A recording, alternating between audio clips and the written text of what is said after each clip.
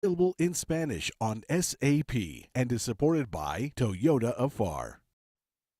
From the Valley's News Channel, this is Channel 5 News This Weekend. Good evening, I'm Taylor Winkle. Thanks so much for joining us for Channel 5 News This Weekend.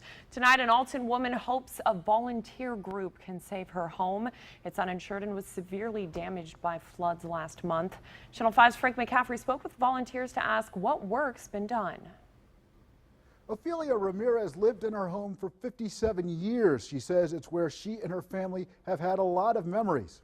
For Ophelia Ramirez, no disaster she's witnessed over the decades she's lived at this home could compare to the high waters on her property 2.5 weeks ago.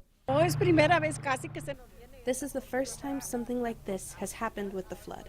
Now, there's still flood water on Ramirez's property, but she says what we have today is nothing like what it was on the day of the storm, when water overtook her whole home.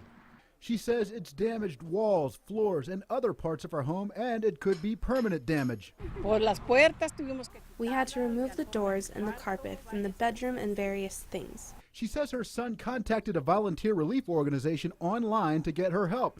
A group of 9 workers from Mormon Helping Hands took the call and began working today to save the home. Ramirez is praying the volunteers can save the home from permanent damage. I just want it to be fixed. Robert Salmon, the head of the group who went to fix Ramirez's home, says his workers are volunteering their time and the materials needed for the project.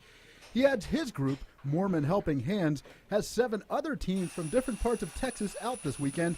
They're taking the call from the webpage crisiscleanup.org, fixing up homes in the valley.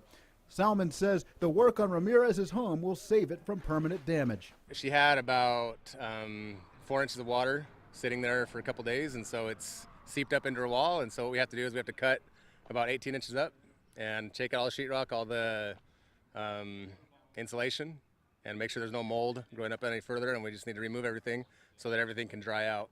Salmon notes his crew will finish up the work in the next couple of days when the damaged part of Ramirez's home is dry. Salmon adds anyone in the valley can sign up for help from Mormon Helping Hands or whatever volunteers take the call at crisiscleanup.org. He says you can click the sign up button on the site to enter your information. In the Channel 5 News studio, Frank McCaffrey, Channel 5 News This Weekend.